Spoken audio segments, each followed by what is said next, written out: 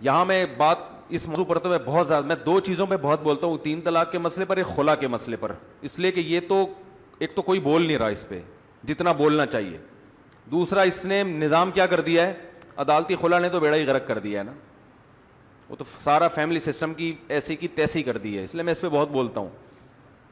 تو یہاں بھی میں بولوں گا 3 طلاقیں ہو گئی ہیں تو قرآن و سنت کیا کہہ رہا ہے، بیوی کیا ہو گئی، حرام. اب یہاں میں نے بعض مفتیوں کو دیکھا ہے کہ مرد کے آنسو یا عورت کے آنسو دیکھ کے پگھل جاتے ہیں وہ کہ یار کچھ گنجائش. ایک مولانا بہت بڑے مولانا ہیں، اتنے بڑے مولانا کہ اگر آپ ان کی عظمت کو سر اٹھا کے دیکھیں تو ٹوپی گر جائے آپ کے پیچھے. نہ جانتے ہیں سب لوگ لیکن میں نام نہیں لوں گا، بہت بڑے مولانا ہیں. مجھے ایک دن کہنے لگے کہ مولانا، میں تو چھوٹا سا مولانا ان کے سامنے، وہ احتراماً انہوں نے مجھے مولانا کہہ دیا، کہہ رہے ہیں یار اگر میاں بیوی میں وہ شوہر غصے میں 3 نکال دیتا ہے، اب گھر اجڑ رہا ہے، بچے دبا ہو رہے ہیں، رول رہے ہیں، برباد ہو رہے ہیں، تو اسلام تو جوڑ چاہتا ہے نا. اسلام کیا چاہتا ہے، جوڑ. تو کہیں سے اگر گنجائش ملتی ہو تو اگر اہل حدیث کے قول پہ فتویٰ دے دیا جائے، وہ بھی تو ہیں تو مسلمان نا، وہ بھی کوئی خدا نہ خواستہ قادیانی تو نہیں ہے، کافر تو نہیں ہے، تو کہیں سے لے لو. اسلام تو کیا چاہتا ہے، جوڑ چاہتا ہے. یہ اچھے، یہ اللہ یہ چاہے گا کہ یہ بھی رو رہا ہے وہ بھی رو رہی ہے اور بچے آپس میں کیا ہو رہے ہیں، رول رہے ہیں. یہ ایک مولانا کی بات نہیں ہے، بڑے بڑے 4-5 مولاناؤں سے میں نے یہ سنی ہے بات کہ مجھے کہہ رہے ہوتے ہیں کہ تھوڑی سی گنجائش، تھوڑا ہاتھ کیا رکھو ہلکا. پنجابی میں کہتے ہیں نا رولا، کیا بولتے ہیں، ہولا، ہولا رکھو، تھوڑا ہولا یار، تھوڑا ہلکا ہے. ٹھیک ہے جمہور کا یہی مذہب ہے کہ 3 ہوتی ہیں، لیکن یار تھوڑا سا اگر وہ کہیں وہاں سے فتویٰ لیتا ہے تو اتنے ایکسائٹیڈ کیوں ہو جاتے ہیں آپ، کیا خیال ہے بھائی. میں نے ان سے کہا، میں نے کہا دیکھیں اگر کہیں گنجائش مل رہی ہو جوڑ کی تو مجھے کیا ضرورت ہے میں جذباتی ہو جاؤں. وہ رو رہے ہیں، وہ بچے رول رہے ہیں، وہ بگڑ گئے، وہ تباہ ہو گئے، برباد ہو گئے، تو مجھے کون سا خوشی ہو رہی ہے اس پہ. لیکن یہ جو آج کل کے فتوے ہیں نا، ان کا کوئی اعتبار نہیں ہے، ان کا کوئی اعتبار. قرآن و سنت سے دکھاؤ ہمیں، اور اگر تقلید کرتے ہو تو 4 اماموں سے دکھاؤ. نہ آپ کے پاس تحقیق ہے نہ تقلید ہے، 2 ہی چیزیں ہیں نا امت جس پہ چل رہی ہے. یا تو براہ راست قرآن و سنت سے نکالا جائے گا مسئلہ، یا مجتہدین کو فالو کیا جائے گا. تو مجتہدین میں بھی کسی کا قول نہیں ہے اور قرآن و سنت میں تو ہے ہی نہیں ہے، کچھ ہے ہی نہیں، تو کہاں سے نکالو گے بھائی. تو کہنے لگے کیا اللہ یہ چاہتا ہے کہ یہ دونوں جدا ہوں؟ اللہ تو چاہتے ہیں میاں بیوی مل کے رہیں. میں نے کہا اللہ 3 طلاق سے پہلے چاہتے ہیں، 3 طلاق کے بعد نہیں چاہتے. صحیح ہے نا. اب آپ چاہ رہے ہیں، یہ دونوں بھی چاہ رہے ہیں، آپ بھی چاہ رہے ہیں، اور ہو سکتا ہے میں بھی چاہ رہا ہوں، لیکن اللہ نہیں چاہ رہے. یہ اسلام اللہ کا دین ہے، یہ میرا اور آپ کا نہیں ہے، یہ اللہ کا قانون ہے. یہود و نصارہ نے یہی تو کر آ کے گھما کے چیزوں کو کیا کر دیا. دیکھو سب سے بڑا فالٹ یہودیوں میں کہاں سے پیدا ہوا، مذہب کے قریب لوگوں کو لانے کے لیے، مذہبی رہنما اپنی دکانیں چلانے کے لیے مذہب میں آسانیاں پیدا کرنا شروع کر دیں تاکہ لوگ ہمیں معاشرے میں قبول کر لیں. حضرت نوح علیہ السلام اپنے آپ کو معاشرے میں قبول کروانے کے لیے کتنے آپشن تھے ان کے پاس. انہوں نے کہا نہیں، میں اللہ پہلے ہے، مخلوق بعد میں. 950 سال میں صرف 40 آدمی نے قبولا آپ کو. آپ نے کہا کوئی پرواہ نہیں ہے، 40 کروڑ ایک طرف ہو، 40 ساتھ ہو میرے، کوئی مسئلہ نہیں، کیونکہ پہلے کون ہے، اللہ. میں نے کہا میرے سامنے ثابت کر دو قرآن و سنت کی روشنی میں کہ 3 کو 1 کہنے کی کوئی گنجائش ہے تو سب سے پہلے فتویٰ میں دوں گا. ہے ہی نہیں تو کہاں سے نکال لیں بھائی. یہ صحابہ کرام سارے قرآن و سنت ان کی سمجھ میں نہیں آیا تھا. ایک تو سوال ممبر پہ کچھ پوچھو نا، جواب ہمیشہ مجھے یوٹیوب پہ الٹا ملتا ہے، باتوں کو لوگ گھماتے بہت ہیں. میں نے ایک اہل حدیث عالم سے سوال کیا تھا کہ یہ جو 99% لوگ جو حنفی، مالکی، شافعی، حنبلی ہیں وہ متشدد اہل حدیث تھے، یعنی بلکہ میں یہ نہیں کہتا وہ متشدد اہل حدیث تھے، بلکہ میرا یہ سوال ان اہل حدیث پہ جو متشدد ہوتے ہیں، یوں کر لیتے ہیں اس کو ہم. میں نے کہا کہ یہ جو 99% لوگ ہیں حنفی، شافعی، مالکی، حنبلی جو پوری دنیا میں، یہ کیا بے وقوف ہیں؟ سوال میرا یہ تھا. ان کے چینل پہ جو جواب آیا ہے نا اتنا لمبا جواب بھائی, ٹو دا پوائنٹ بات کرو. وہ جواب یہ آیا کہ امام ابو حنیفہ 80 ہجری میں پیدا ہوئے تھے. جب آپ ماضی کی طرف جاتے ہو اور امام ابو حنیفہ کو فالو کرتے ہو تو 1350-60 سال تو آپ پیچھے چلے گئے, تو 80 سال تھوڑا اور پیچھے چلے جاؤ, نبی کو فالو کر لو. بات آ رہی ہے سمجھ میں؟ پھر انہوں نے ایک مثال دی ہے کہ جیسے ہم مکہ جاتے ہیں حج کرنے کے لیے, مدینہ کا حج سے براہ راست کوئی تعلق نہیں ہے, لیکن ہم کہتے ہیں یار ہزاروں کلومیٹر دور جب ہم مکہ چلے گئے تو 2 گھنٹے کے 3 گھنٹے کے فاصلے پر کیا ہے, 3-4 گھنٹے پہ مدینہ ہے, تو اتنا دور جب آئے ہو تو تھوڑا یہاں بھی آ جاؤ. تو کہتے ہیں جب آپ امام حنیفہ تک پہنچ سکتے ہو, ان کو امام بنا سکتے ہو کہ ان کو فالو کر رہے ہیں, تو 80 سال تھوڑا سا پیچھے چل کے ڈائریکٹ نبی کو فالو کر لو. سوال خربوزے کے بارے میں, جواب کیا دیا جا رہا ہے؟ یہ میرا سوال ہی نہیں ہے, سوال میرا یہ کہ 99% لوگ بیوقوف ہیں, ان کی سمجھ میں یہ دلیل نہیں آتی. تو آپ کا جواب ہونا چاہیے تھا ہاں بیوقوف ہیں. صحیح سمجھ میں آ رہی ہے بات؟ جواب آپ کا کیا ہونا چاہیے تھا کہ ہاں یہ 99% جو امت مسلمہ ہے یہ کیا ہے, بیوقوف ہے. یہ جواب ہونا چاہیے تھا, اور پھر یہ دلیل دیتے آپ. اور ان کے بیوقوف ہونے کی دلیل یہ ہے کہ یہ امت جو حنفی شافی مالکی حنبلی ہے, یہ 1200-1300 سال پیچھے تو چلے جاتے ہیں, وہاں جا کے اسٹاپ کرتے ہیں, 50 سال تھوڑے سے رہ گئے, وہاں نہیں جاتے. یہ دلیل ہے ان کے بیوقوف ہونے کی. تو آپ سیدھا سیدھا یہ کیوں نہیں بولتے بیوقوف ہیں؟ جو مطلب کی عبارت تھی اسے پنجوں سے گھس ڈالا, کبوتر لے کے آیا ہے میرے خط کا جواب آدھا. ایک شاعر نے نا جل بھن کے کہا اپنی محبوبہ کو خط لکھا. ٹھیک ہے, ایک شاعر نے اپنی محبوبہ کو بولو نا خط لکھا. محبوبہ نے جواب دیا تو جواب میں ایران تو بہت تھا, اور سناؤ خیریت سے ہو؟ الحمدللہ میں بھی خیریت سے ہوں, اور آپ کی طبیعت ٹھیک ہے. جو آگے اس کا جو محبت کے جملے تھے نا, وہ پہلے زمانے میں کبوتر خط لے کے آتے تھے نا, تو وہ غلطی سے کبوتر کے پنجوں سے مٹ گیا. تو ایران اس خط میں بہت لمبا چوڑا تھا نا, ایران بہت تھا اس خط میں, کہ آپ کی طبیعت مطلوب خداوند کریم سے. جو پہلے خط ہوا کرتے تھے چشمے, وہ نور چشمی ٹائپ کی چیزیں, جو ساری وہ ڈول کے جو محبت کے جملے تھے وہ غلطی سے کبوتر نے. تو شاعر جل بھن کے کہتا ہے جو مطلب کی عبارت تھی اسے پندوں سے گھس ڈالا, کبوتر لے کے آیا ہے میرے خط کا جواب آدھا. اور پھر پورا ہی شعر پڑھ لیتا ہوں. ابتدائے عشق میں دل ہوا یوں خراب آدھا, کہ جیسے سیخ پہ چڑھتے ہی جل جائے کباب آدھا. کہہ رہے بھی ہمارے عشق کی ابتدا تھی اور ہمارے ساتھ ایسے معاملات شروع ہو گئے کہ جیسے کباب جب آدھا جل گیا نا, اب جب آدھا جل جائے تو دوسرے والے کو اگر آپ پکاؤ گے تو یہ جو آدھا ہے یہ اور جل جائے گا, اور اس کو نہیں پکاؤ گے تو آدھا کچا رہ جائے گا. تو ایک کنفیوز ہو جاتا ہے نا انسان. تو شاعر کہتا ہے میرے ساتھ یہی ہوا, اور یوٹیوب پہ میرے ساتھ بھی یہی ہو رہا ہے. میں جو چیلنج کرتا ہوں نا اس کا کہیں جواب نظر نہیں آتا, گھما کے کسی اور بات کا جواب دیا جا رہا ہوتا ہے, اور نیچے کمنٹس لوگوں کے واہ واہ زبردست, مفتی طارق مسعود تو جاہل ہے, اس کو خاموش کر دیا. خاموش کہاں کیا آپ نے, ہماری بات کا جواب ہی نہیں دیا. تو شاعر کا شعر تو پڑھ لوں نا, وہ اٹکا ہوا ہے, وہ نکل جائے گا, پھر آگے چلیں گے ہم. جو ابتدائے عشق میں دل ہوا یوں خراب آدھا, کہ جیسے سیخ پہ چڑھتے ہی جل جائے کباب آدھا. لگتا ہے میرے محبوب کی ایک آنکھ غائب ہے. لگتا ہے میرے محبوب کی ایک آنکھ غائب ہے, کہ اس نے جب بھی پلٹا ہے تو پلٹا ہے نقاب آدھا. یعنی یا تو پورا نقاب لے, ذرا سا بھی جلوہ نہ دکھا, سوال کا جواب ہی نہ دو.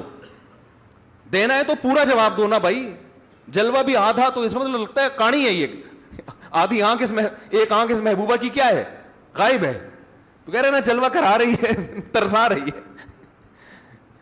تو میں یوٹیوب پہ جو سوال کرتا ہوں نا اس کا جواب کیا آتا ہے, سوال ایران کے بارے میں, جواب میں کسی اور ملک کا حوالہ دے دیا جاتا ہے.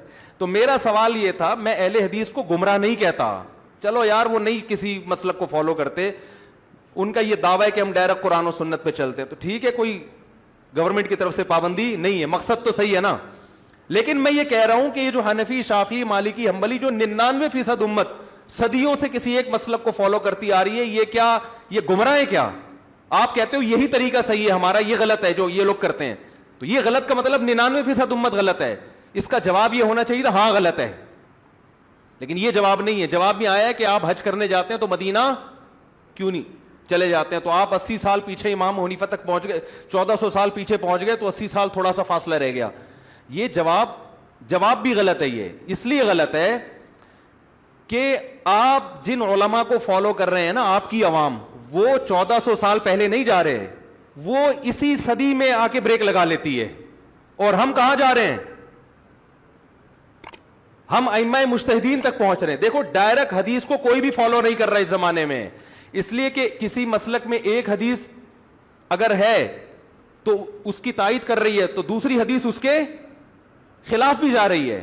تو آپ علماء ہی سے پوچھتے ہو کہ 2-4 قسم کی حدیثیں ہیں, ان میں آپ کی رائے کیا ہے, آپ کا مسئلہ کیا ہے. جیسے امام کے پیچھے فاتحہ, جہاں حدیث میں آتا ہے امام کے پیچھے قرات کرنے کا حکم ہے, وہیں حدیث میں یہ بھی آتا ہے کہ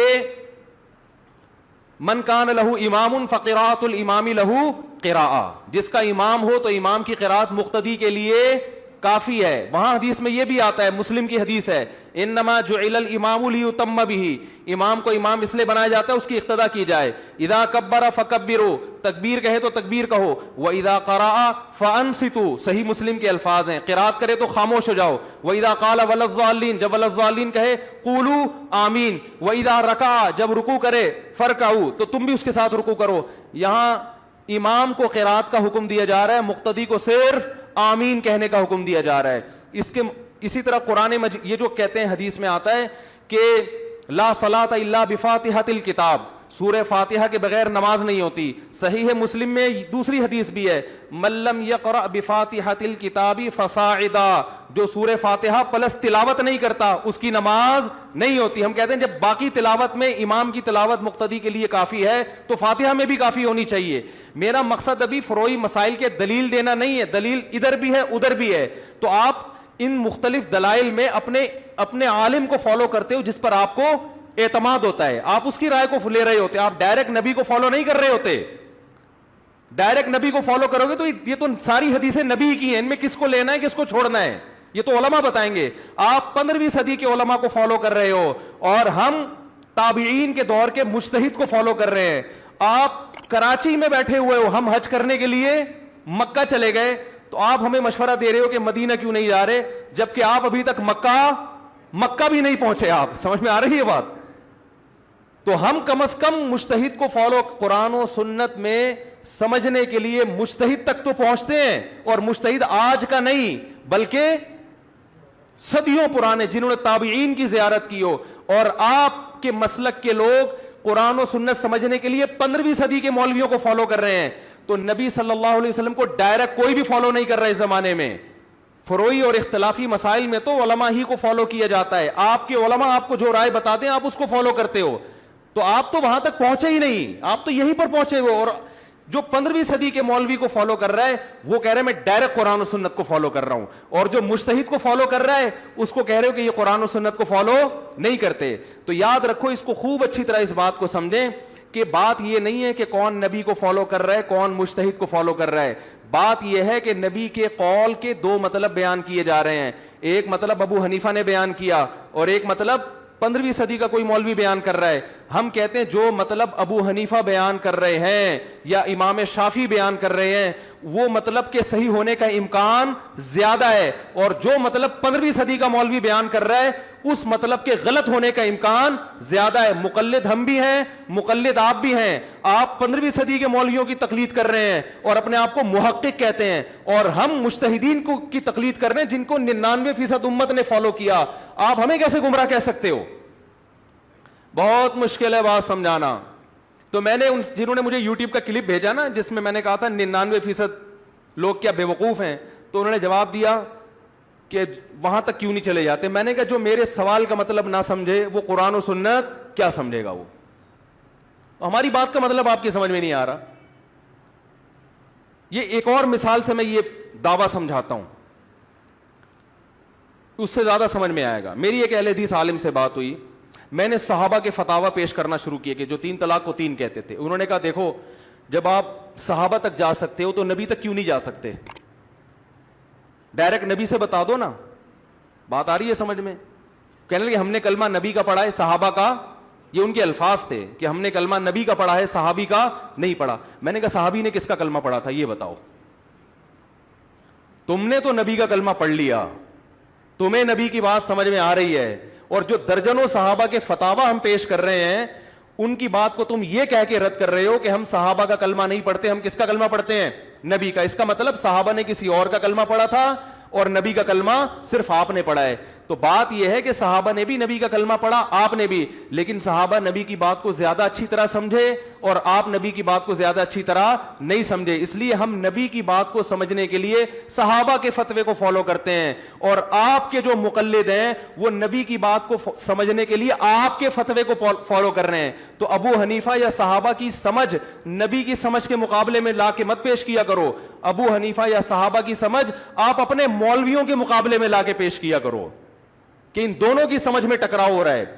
آ رہی ہے بات سمجھ میں کہ نہیں آ رہی ہے؟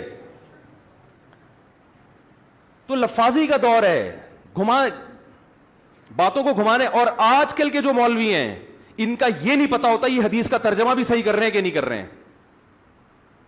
ایک بہت بڑے اہل حدیث عالم وہ ٹی وی میں خطاب کر رہے تھے, ان سے 3 طلاق کا مسئلہ پوچھا گیا. انہوں نے کہا نبی صلی اللہ علیہ وسلم کے دور میں, مسلم کی حدیث ہے کہ ایک مجلس کی 3 طلاقیں ایک سمجھی جاتی تھیں. میں نے لوگوں سے کہا یہ حدیث کا ترجمہ غلط ہو رہا ہے, اور ان کے اندھے مقلدین کو دیکھو کہ اس تقلید کو کس کی اتباع کا نام دے رہے ہیں؟ نبی کی اتباع کا. کہہ رہے ہیں ہم 1400 سال پرانا جا رہے ہیں, اور یہ حنفی لوگ یا شافی لوگ 1200 سال پہ کیا کر لیتے ہیں؟ اسٹاپ کر لیتے ہیں, اس سے 100 سال پیچھے جانے کے لیے تیار نہیں. آپ 1400 سال پیچھے نہیں جا رہے, آپ ٹی وی میں کوئی مولانا صاحب آ رہے ہیں جن کا یہ بھی نہیں پتا کہ یہ حدیث کا ترجمہ صحیح کر رہا ہے کہ نہیں کر رہا. آپ حدیث کو سمجھنے کے لیے اس کو فالو کر رہے ہو, ڈائریکٹ حدیث کو کوئی بھی فالو نہیں کر رہا. ڈائریکٹ صرف ان حدیثوں میں حدیث کو فالو کیا جاتا ہے جن کا عقیدے سے تعلق ہے, یا جن میں کوئی 2 رائے نہیں ہے. حدیث میں ایک ہی قول ملتا ہے تو اس کے اپوزٹ دوسرا قول ہے نہیں. جہاں اختلافی مسئلہ آئے گا, جہاں حدیثیں دونوں طرف ہوں گی, اس میں پھر عوام علماء کو فالو کرتی ہے, اور کرنا بھی چاہیے. تو کوئی 1400 سال پرانے علماء کو فالو کر رہا ہے اور کوئی کس کو فالو کر رہا ہے؟ 15ویں صدی کو. تو 15ویں صدی کے مولویوں کو فالو کرنا یہ اتباع ہے, یہ ڈائریکٹ قرآن و سنت ہے. اور جو مجتہدین کو فالو کر رہے ہیں وہ کیا ہے؟ وہ گمراہی ہے, وہ اندھی تقلید ہے. تو یہ بات کھوپڑی میں آنے والی نہیں ہے. اس لیے میں اہل حدیث علماء سے کہتا ہوں کہ آپ کو اگر نہیں سمجھ میں آتے ان چاروں اماموں کے کسی مسلک کو فالو کریں تو نہ کریں, کوئی پابندی نہیں ہے. لیکن جو فالو کر رہے ہیں آپ اس پہ انگلیاں مت اٹھائیں. وہ میری رائے میں آپ سے زیادہ اچھا قرآن و حدیث پہ چل رہا ہے, وہ میری رائے ہے کہ وہ آپ سے زیادہ بہتر قرآن و سنت پہ چل رہا ہے, لیکن ہم اپنی رائے تھوپتے نہیں ہیں. ایک طوفان بدتمیزی ہے یوٹیوب پہ, فیس بک پہ, کبھی ایک حدیث اٹھا کے پیش کر دیں گے, کبھی دوسری حدیث اٹھا کے یہ دیکھو یہ ایسے کر رہے ہیں, یہ حدیث کے منکر ہیں. میں ملیشیا گیا, وہاں شافی علماء نے بتایا کہ آپ کے ہاں حنفی علماء کے پیچھے پڑے رہتے ہیں, ہمارے ہاں شافی علماء کے پیچھے پڑے رہتے ہیں. وہاں یہ بتاتے ہیں کہ شافی مذہب غلط ہے. ملیشیا میں تو جب سے اسلام آیا ہے فقہ شافی آیا ہے, بر صغیر میں جس دن سے اسلام آیا ہے فقہ حنفی آیا ہے. پشاور میں لوگ ایک کہنے لگے کہ اب ہمارا مسلک تیزی سے پھیل رہا ہے. ہمارے ایک دوست نے کہا کہ پشاور میں اسلام 1300-1200 سال پہلے آیا ہے, آپ کا مسلک اگر ابھی پھیل رہا ہے تو 1200 سال پہلے کیا آیا تھا؟ بہت مشکل ہے بات سمجھانا. جو 1200 سال پہلے اسلام آیا, پشاور کے جتنے پٹھان ہیں وہ اب تک اسی اسلام کو فالو کر رہے ہیں. وہ ان میں کچھ بدعات کا اضافہ ہوا ہے جو غلط ہے, ہم اس کو نہیں مانتے, لیکن بیس وہی ہے. آپ کم نیا مسلک اگر لے کر آ رہے ہو تو اس کا مطلب ہے کہ یہ بدعت ہے, یہ اب نئی چیز آپ مارکیٹ میں کیا کر رہے ہو؟ لانچ کر رہے ہو. یہ جو آیا تھا وہ غلط تھا یا یہ غلط ہے؟ تو اس پہ میں سوال کرتا ہوں کہ 99% لوگ غلط ہیں یا 1% صحیح ہیں؟ اس کا جواب آپ کو یہ دینا چاہیے تھا کہ یہ 99% کیا ہیں؟ غلط ہیں, لیکن آپ نے وہ جواب نہیں دیا. میں سمجھا پا رہا ہوں اپنی بات؟ تو یہ لفاظی میں نہیں جایا کرو. فرقہ پرستی کو پھیلایا جا رہا ہے, لیبل کیا لگائے جا رہے ہیں؟ بہت اچھے لیبل. اس لیے ہم کہتے ہیں اسلم یہ ہے, احتیاط اسی میں ہے. لوگ کہتے ہیں کہ پھر چاروں اماموں تک پہنچتے ہو تو اس سے تھوڑا سا فاصلہ رہ گیا, صحابہ تک کیوں نہیں پہنچ جاتے, خلفائے راشدین تک, پھر ان کے فتاوا کو فالو کرو. یہ ابو حنیفہ کی پخ کیوں لگائی ہوئی ہے درمیان میں؟ ابے کیا ہو گیا, کیا سمجھ میں نہیں آ رہا کیا؟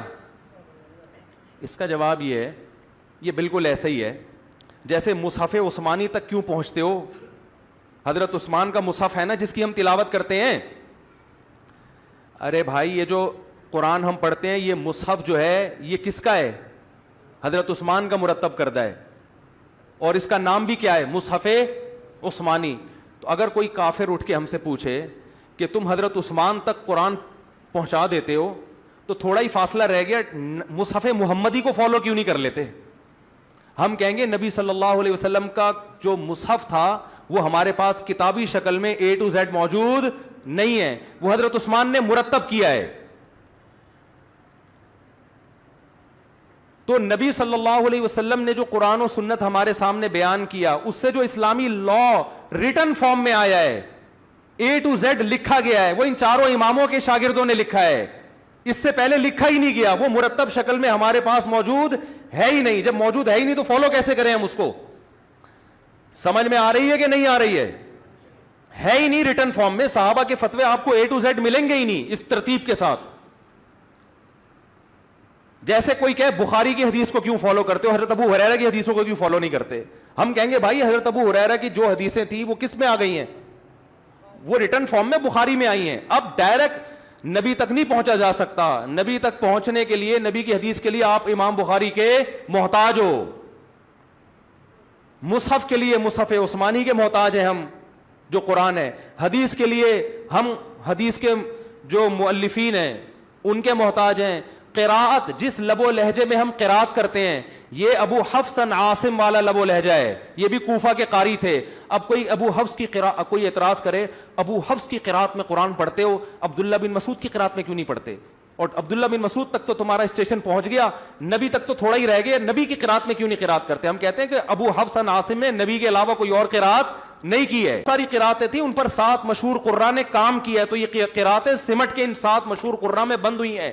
لہذا آج کوئی ڈائریکٹ نبی تک نہیں پہنچ سکتا, ان مشہور قراء میں سے کسی ایک قراءت پر اس کو تلاوت کرنی پڑے گی. تو ایسے ہی فقہی مسائل بہت منتشر تھے, یہ سمٹ کے چاروں فقہا نے کیا کر دیے؟ ریٹن فارم میں مرتب کر دیے ہیں.